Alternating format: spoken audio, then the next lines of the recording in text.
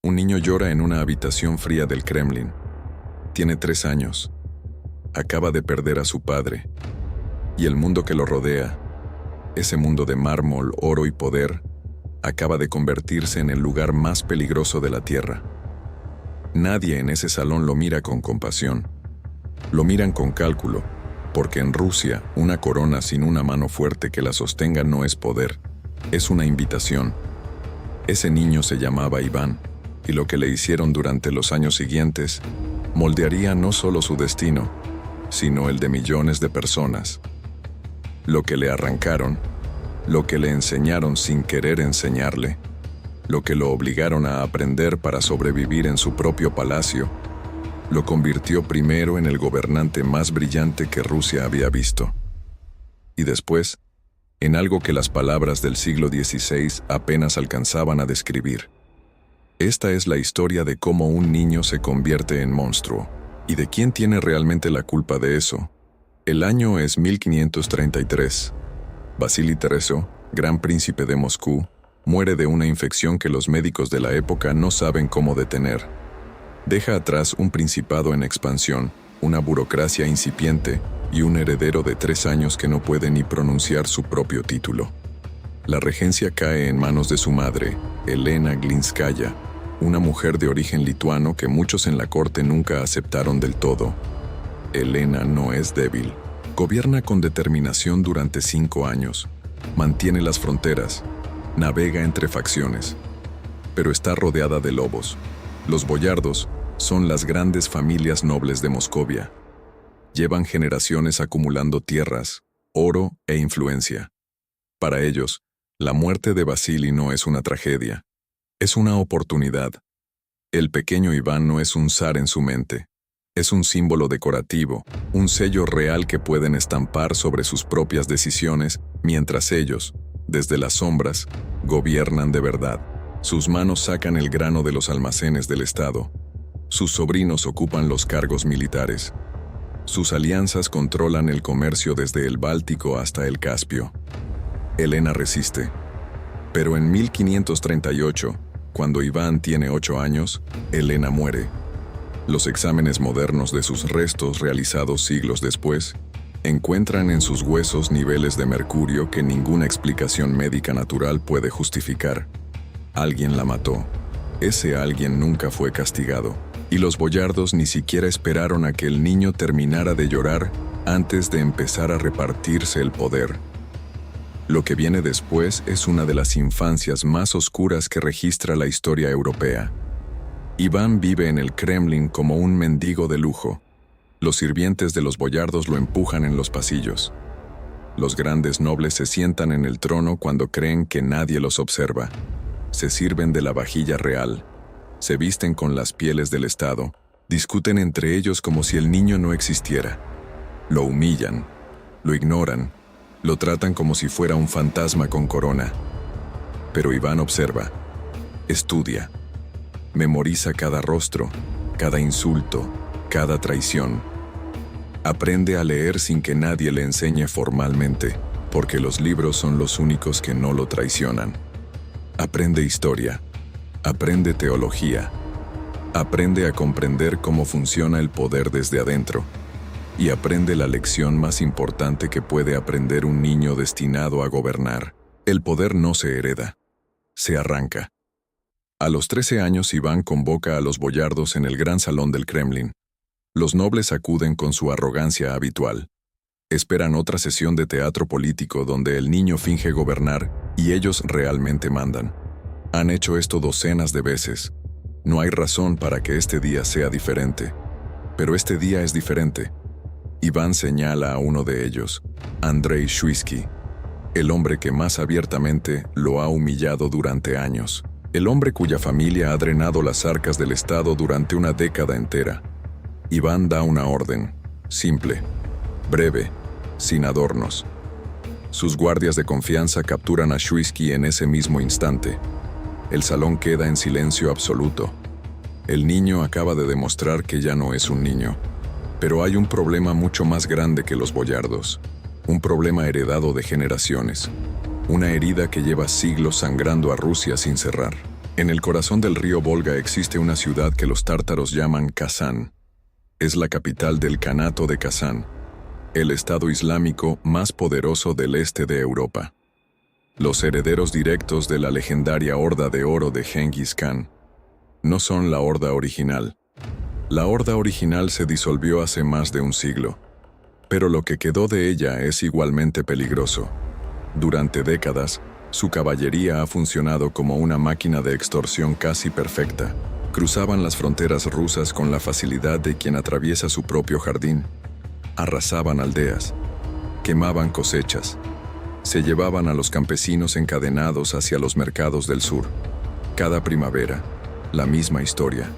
Y Moscú pagaba siempre. Tributo en plata, en grano, en silencio.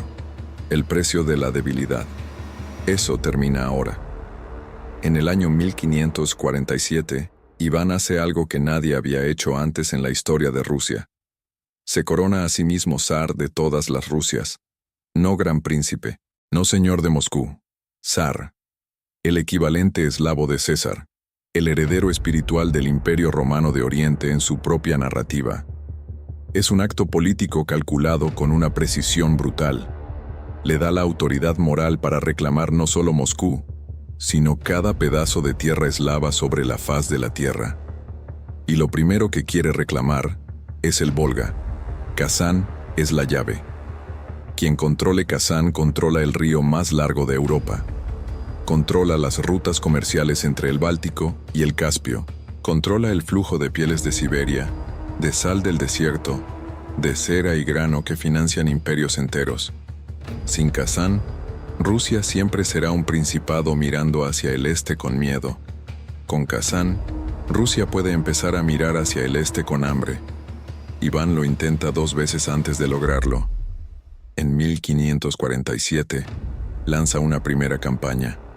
Fracasa. El invierno destroza su artillería. Las ruedas de los cañones se hunden en el barro del deshielo temprano. Pierde hombres y material antes de disparar un solo tiro. En 1549 lo intenta de nuevo con un ejército más grande. Fracasa de nuevo.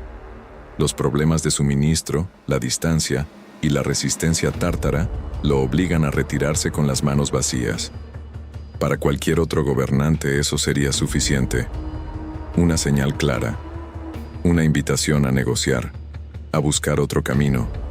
Iván no es cualquier gobernante. Aprende, planifica y construye algo completamente nuevo. Mientras los generales tártaros celebran sus victorias en Kazán, mientras el Khan Yadegar Mohammad pasea por sus salones creyendo que Moscú ha aprendido su lugar, Iván está en su capital diseñando la máquina de guerra más avanzada que Europa del Este ha visto jamás. Crea los Streltsy, el primer ejército regular y permanente de la historia rusa. Soldados profesionales, no campesinos armados a la fuerza, no milicias feudales con lealtades divididas, soldados de carrera, pagados con salario fijo, entrenados durante meses con mosquetes y disciplina. Es el año 1550 y Rusia acaba de inventar su propio ejército moderno, pero el arma más poderosa que tiene Iván no es militar, es logística, porque Iván comprende algo que los grandes conquistadores de la historia entienden antes que nadie. Ganar una batalla es relativamente sencillo. Sostener un ejército de 150,000 hombres a 800 kilómetros de tu capital durante meses enteros, sin que se mueran de hambre ni deserten, eso es lo que separa a los grandes de los olvidados. La solución es de una elegancia brutal. Iván ordena construir una fortaleza entera en madera en la ciudad de Uglich, río arriba del Volga. La construyen en invierno, cuando el suelo está congelado y el trabajo avanza rápido. Una fortaleza completa. Torres, murallas, almacenes, cuarteles, capilla, toda prefabricada. Y cuando el hielo del río se rompe en la primavera de 1551, la fortaleza entera navega hacia el sur en balsas, río abajo. Pieza a pieza, un rompecabezas de madera flotando hacia su destino. La remontan en 29 días, a 29 kilómetros de Kazán. La llaman Sviyatsisk, y desde ese momento, Rusia tiene una base de operaciones permanente a las puertas del enemigo, un corazón logístico desde donde alimentar, armar y recuperar a un ejército entero mientras estrangula a su objetivo. También contrata a los mejores ingenieros militares disponibles en Europa, especialistas de Lituania, artesanos italianos expertos en fundición de cañones. Iván no improvisa, compra el conocimiento que necesita. Cuando todo está listo, tiene 150 cañones de diferentes calibres esperando órdenes. Es el 22 de agosto de 1552. El ejército de Iván aparece ante las murallas de Kazán. 150.000 hombres. El horizonte desaparece detrás de sus banderas. Los defensores los observan desde las almenas en silencio. Son unos 10.000 guerreros de guarnición, más la milicia de la ciudad. Saben lo que se avecina. Saben también que no se rendirán. Kazán es una fortaleza diseñada por siglos de experiencia. Sus murallas de madera tienen relleno de tierra compactada que absorbe el impacto de los cañones como una esponja absorbe el agua. Torres de piedra en los puntos clave. El río Kazanka protege el flanco norte. Un foso profundo protege el sur. Y tiene algo que muchos sitiadores han subestimado fatalmente a lo largo de la historia: una fuente de agua subterránea que le permite aguantar un asedio indefinido sin que sus defensores mueran de sed. Iván lo sabe, por eso lo primero que hace no es atacar, es excavar. Los ingenieros rusos localizan el túnel subterráneo que conecta la ciudad con su fuente de agua. Trabajan de noche, bajo el fuego constante de los defensores desde las murallas, para construir un túnel paralelo que intercepte ese suministro. Es una operación de precisión quirúrgica en una era sin maquinaria, solo hombres con palas, picos y el sonido de la tierra moviéndose en la oscuridad. Al mismo tiempo, el ingeniero Iván Bayrotkov construye en el campo de asedio algo que los defensores tártaros nunca han visto: una torre de madera de 12 metros de altura montada sobre ruedas. Dentro de ella, baterías de artillería, cañones que apuntan hacia adentro de las murallas desde arriba. Un sistema de fuego concentrado que puede moverse hacia cualquier punto débil de la defensa. Los tártaros intentan destruirla. No pueden. La altura y la movilidad de la torre los supera en cada intercambio. El 29 de agosto, los cañones rusos abren fuego formal. El ruido es tan intenso que los testimonios de la época describen la tierra temblando a kilómetros de distancia. Pero las murallas de Kazán aguantan. La tierra dentro de la madera hace su trabajo. Entonces entra en juego la trampa que nadie en la ciudad veía venir. El general Yapancha, comandante de la caballería de reserva tártara, tiene miles de jinetes esperando en los bosques al norte y al este de Kazán. Su misión es la misma que la caballería mongola ha ejecutado durante 300 años. Atacar la retaguardia del enemigo mientras los defensores resisten desde dentro. Cortar las líneas de suministro. Sembrar el caos donde el atacante cree estar más seguro. Es una jugada que ha funcionado 1000 veces en las estepas de Asia Central. Esta vez no funciona. Iván tiene previsto este movimiento desde meses antes. El príncipe Alexander Gorbaty-Shuisky sale con un ejército completo a interceptar a Yapancha antes de que pueda actuar. Entre el 30 de agosto y el 6 de septiembre se libran enfrentamientos brutales en los bosques alrededor de Kazán. La caballería tártara es derrotada sistemáticamente. La fortaleza de Arsk, el corazón logístico de Yapancha, es tomada e incendiada.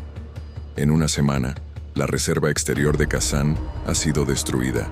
La ciudad queda completamente aislada, sin refuerzos posibles, sin escape. Y entonces los zapadores rusos detonan el túnel.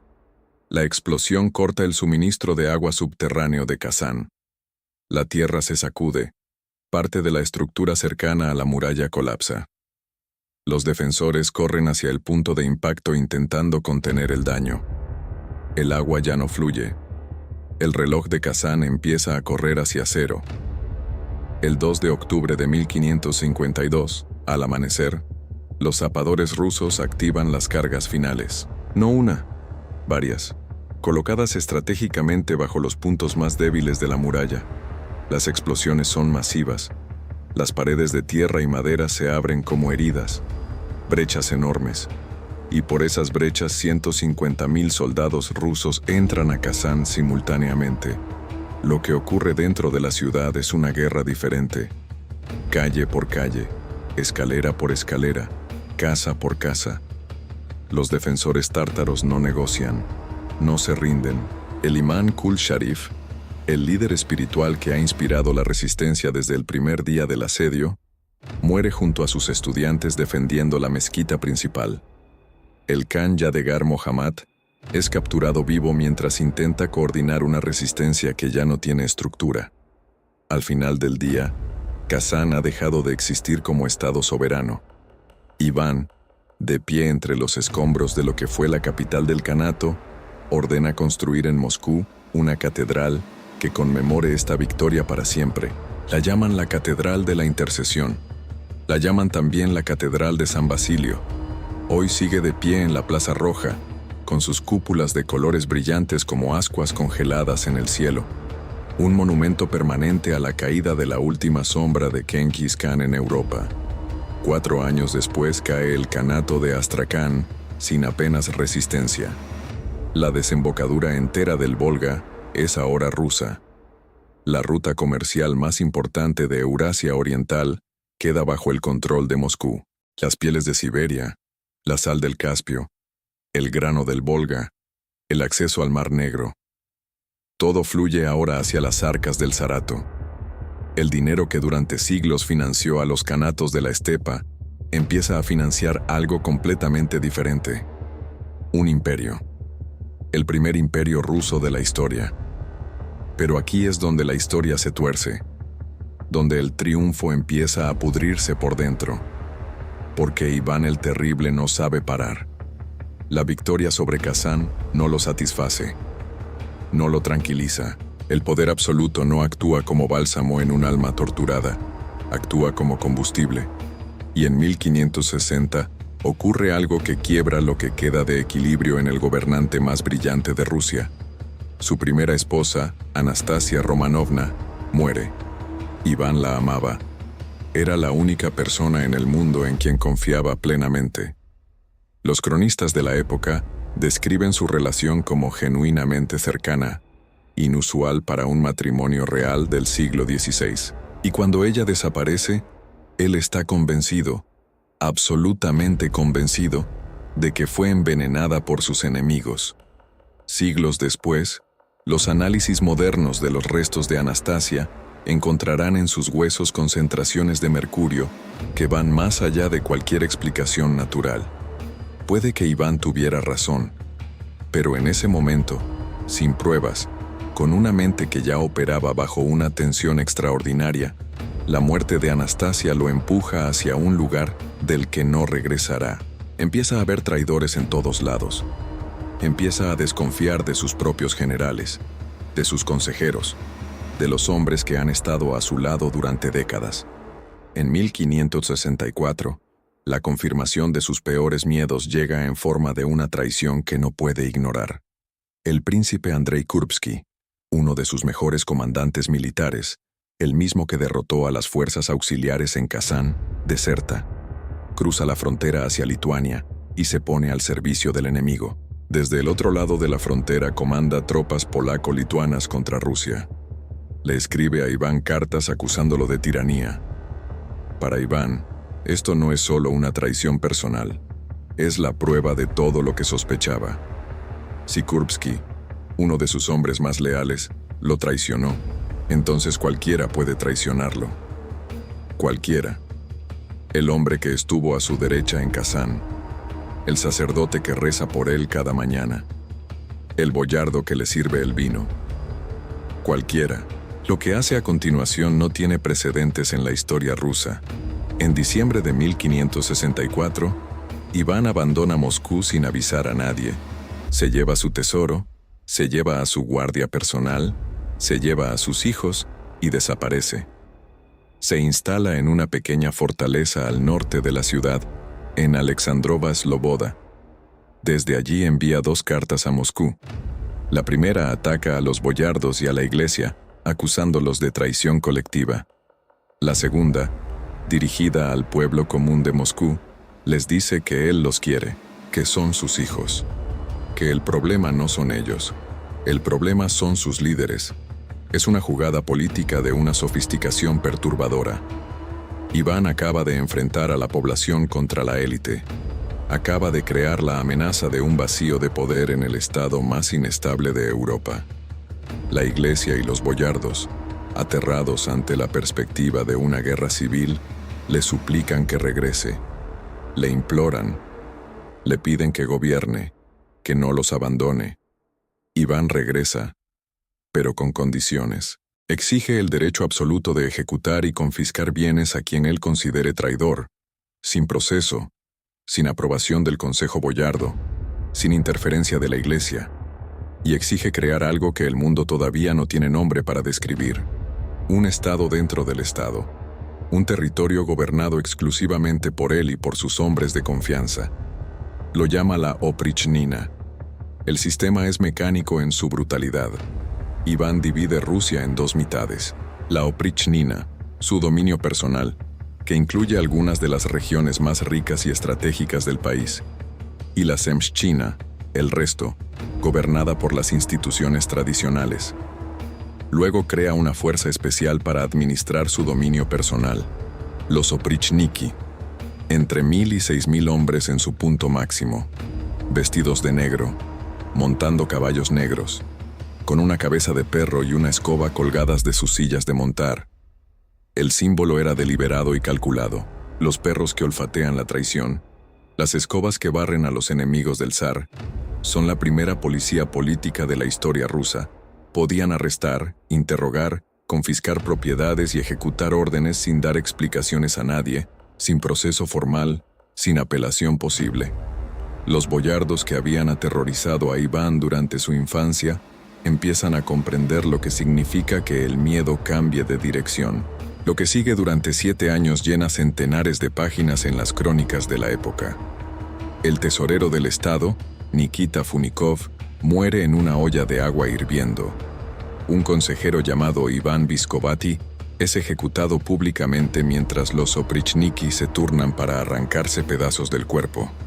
Un boyardo es amarrado a un barril de pólvora y volado en pedazos. El metropolitano Felipe, el jefe de la Iglesia Ortodoxa rusa, que tuvo la valentía de denunciar públicamente la Oprichnina desde el altar, es detenido durante un servicio religioso, encarcelado, y finalmente termina muerto en su celda por manos de Malyuta Skuratov, el ejecutor de confianza de Iván. Y Iván registra sus crímenes. Envía listas de nombres a los monasterios pidiendo que recen por sus víctimas. Más de 3,000 nombres documentados. Reza por los que ha mandado matar, y después ordena matar a más. La paradoja es insoportable. No puede negarse. El hombre que construyó catedrales y ejércitos también construyó esto. Pero el punto más oscuro de la Oprichnina llega en enero de 1570. Iván recibe informes de que la ciudad de Novgorod, la segunda ciudad más importante de Rusia, antigua república comercial y uno de los centros culturales del mundo eslavo, planea rendirse a Polonia y pasarse al enemigo. No hay evidencia real de ello. Las investigaciones modernas sugieren que las acusaciones fueron fabricadas por rivales dentro de la corte que querían eliminar influencias competidoras. Pero Iván no espera pruebas. Sus Oprichniki rodean Novgorod antes de que nadie en la ciudad sepa lo que se avecina. El 2 de enero, las tropas entran y cierran todos los caminos de salida. Durante 5 semanas, las ejecuciones no se detienen. Los testigos contemporáneos describen escenas de horror colectivo: familias enteras, sacerdotes, mercaderes, campesinos que nunca habían salido de su aldea, arrojados al río Volkhov, bajo el hielo del invierno. Las estimaciones modernas hablan de entre 2,000 y 15,000 muertos. Las fuentes rusas de la época dan cifras mucho más altas. Las occidentales oscilan en un rango amplísimo, entre miles y decenas de miles. Lo que ninguna fuente discute es esto: Novgorod, después de enero de 1570, nunca volvió a ser la misma. Y entonces llega el golpe que nadie en Moscú esperaba. El zar que aplastó a los herederos de la Horda de Oro va a recibir la visita de otro heredero de esa misma horda. Es el 23 de mayo de 1571. Devlet-Giray, el Khan de Crimea, soberano del último kanato poderoso de la estepa, marcha hacia Moscú, con un ejército de decenas de miles de guerreros. Iván el Terrible está en la capital cuando llegan las primeras noticias de la invasión. Y entonces hace lo que ningún zar que se proclama señor de todas las Rusias puede jamás permitirse. Huye, toma a sus hijos, a su tesoro, a su guardia personal, a su corte entera, y abandona Moscú mientras cabalga hacia el monasterio de la Trinidad, a 60 verstas de la capital.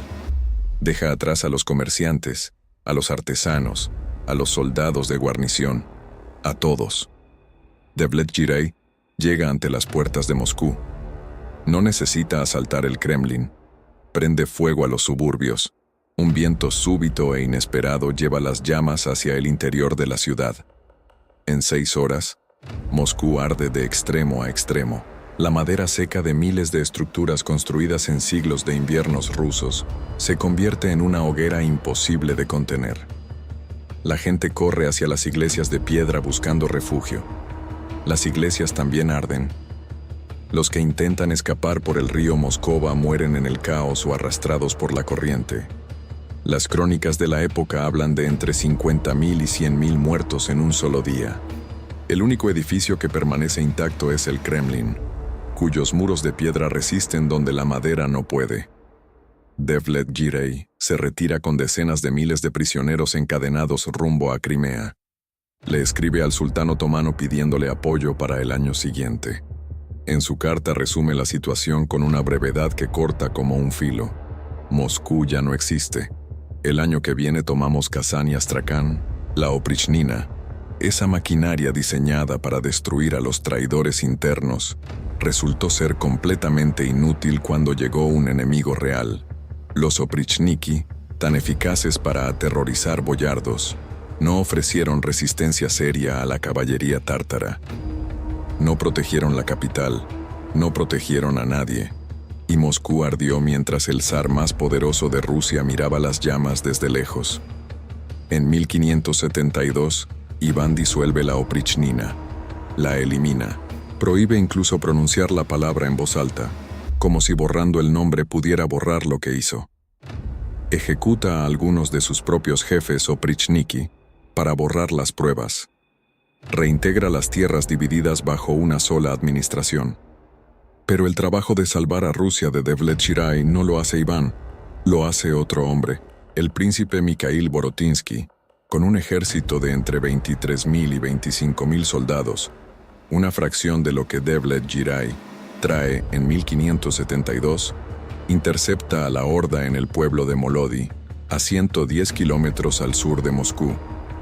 El Khan viene esta vez con todo: tártaros de Crimea, genízaros otomanos, artillería. Viene a terminar el trabajo del año anterior. Borotinsky tiene algo que la caballería de la estepa nunca ha enfrentado en campo abierto: los Guliai Gorod, fortalezas móviles de madera sobre ruedas, armadas con mosquetes y piezas de artillería ligera, una muralla que se mueve con el ejército, una línea de fuego que puede reposicionarse, y una paciencia de hierro para esperar el momento exacto.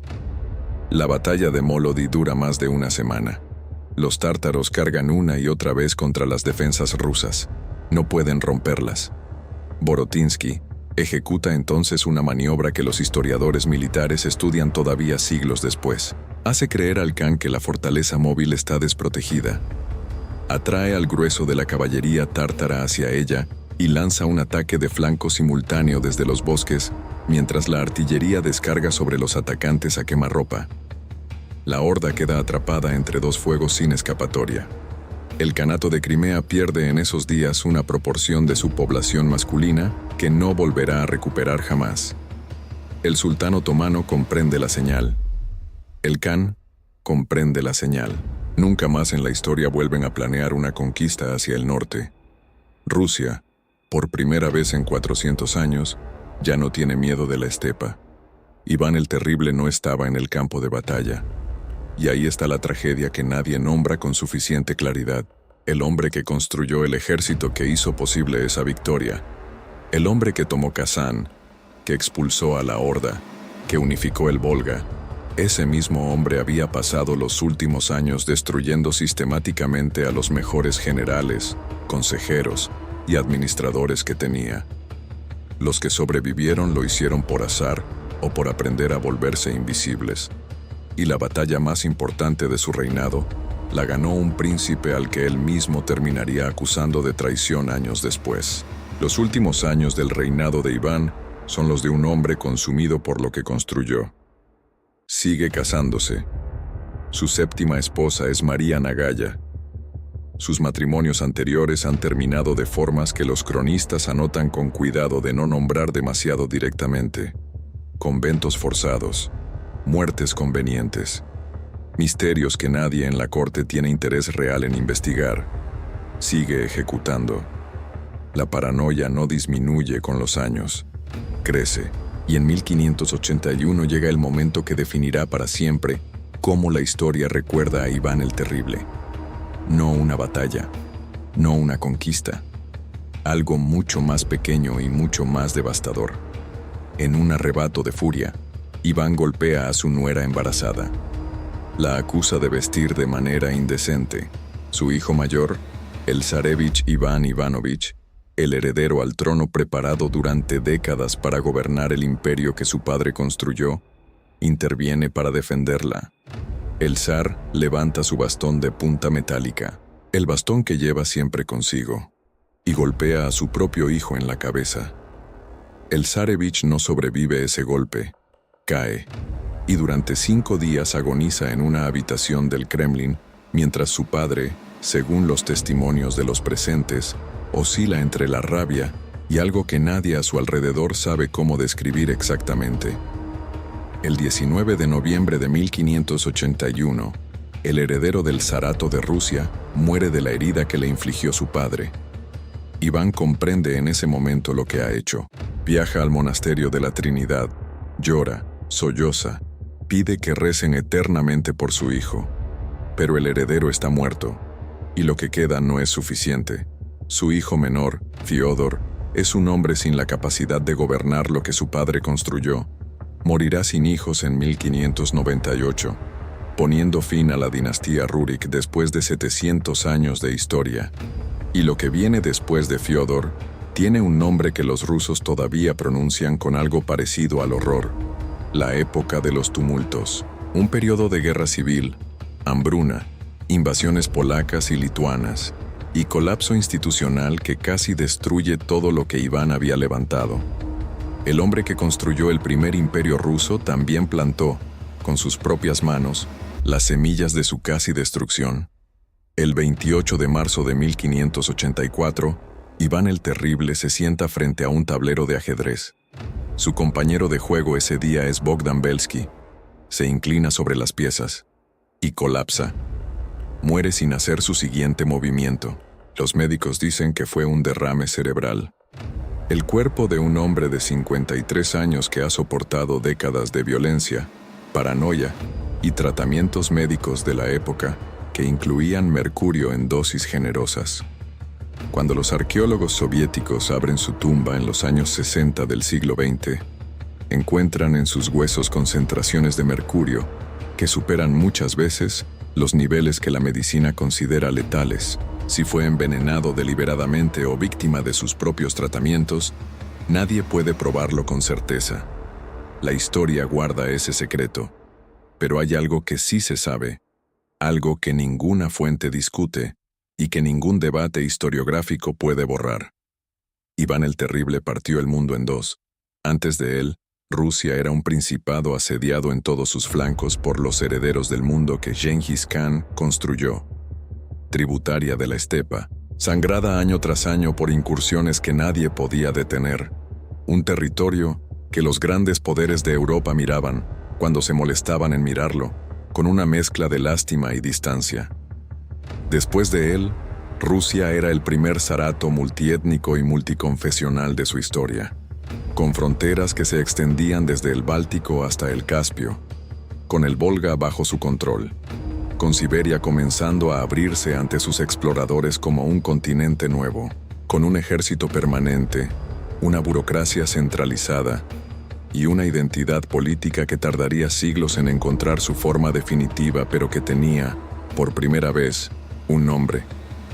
Había matado a miles de sus propios súbditos, había destruido a sus propios aliados, había incendiado las ciudades que prometió proteger, había ejecutado a los generales que ganaron sus batallas, había matado al hijo que preparó para sucederlo, y dejó su obra en manos de un heredero que no podía sostenerla. Pero el imperio sobrevivió, no porque Iván fuera bueno, no porque al final encontrara sabiduría. El imperio sobrevivió porque las estructuras que construyó en sus años de gloria, el ejército permanente, la burocracia centralizada, el control del Volga, eran más sólidas que los crímenes que cometió. Las instituciones sobrevivieron al hombre que las creó. Esa es la lección más incómoda del poder absoluto. Y hay algo más, algo que vale la pena mirar de frente antes de cerrar esta historia. El monstruo que fue Iván el Terrible no nació monstruo, nació niño. Un niño de 3 años que perdió a su padre y vio cómo el mundo que debía protegerlo se convertía inmediatamente en una amenaza. Un niño de 8 años cuya madre fue envenenada y cuyo asesino nunca fue castigado. Un adolescente que aprendió que la crueldad y el poder son la misma moneda, no porque alguien se lo enseñara en un libro, sino porque lo vivió día a día en sus propios pasillos. Los boyardos que lo humillaron, que se sentaron en su trono, que ignoraron su existencia, que mataron a su madre, no solo robaron años de su infancia, escribieron el manual que él usaría después para gobernar. Le mostraron que el poder se ejerce sin compasión ni proceso, que la traición está en todas partes, que quien no actúa primero pierde, que la fuerza es el único idioma que el mundo entiende realmente. Lo que hicieron fue crear exactamente aquello que más temían, un Iván que no necesitaría su permiso para nada, jamás. Hay historiadores que discuten la magnitud de sus crímenes, que señalan las exageraciones en las fuentes occidentales, muchas de ellas escritas por enemigos políticos de Rusia, que contextualizan su violencia dentro de un siglo XVI europeo, que no era precisamente un modelo de moderación, que recuerdan que sus contemporáneos, desde Enrique VIII hasta Felipe II, tampoco eran modelos de clemencia. Todo eso es cierto, y todo eso es insuficiente. Porque la pregunta que esta historia deja, la pregunta que ningún dato ni ninguna contextualización puede responder del todo, no es qué tan terrible fue Iván en comparación con sus contemporáneos. La pregunta es qué clase de sistema, qué clase de corte, qué clase de mundo tarda décadas en producir a alguien como él. Y si ese mundo, ese sistema, esos boyardos que moldearon al niño antes de que el hombre pudiera defenderse, si todos ellos merecen más parte de la historia de lo que normalmente se les concede. Lo que quedó de Iván el Terrible fue un imperio. Lo que quedó de sus víctimas fue silencio. Y en ese silencio, durante siglos, gobernantes de todos los rincones del mundo estudiaron su historia, buscando la clave de cómo un solo hombre puede doblar la realidad a su voluntad. Algunos tomaron nota de las victorias, muy pocos tomaron nota del precio, y casi ninguno se detuvo a mirar al niño que lloraba en esa habitación fría del Kremlin antes de que todo esto comenzara. Ese niño que nadie protegió, ese niño que el mundo convirtió en monstruo, y que después usó esa misma monstruosidad para construir algo que todavía existe. No hay respuesta fácil a eso, y quizás esa incomodidad, esa imposibilidad de resolverlo con un juicio simple, es exactamente la razón por la que esta historia sigue importando 500 años después.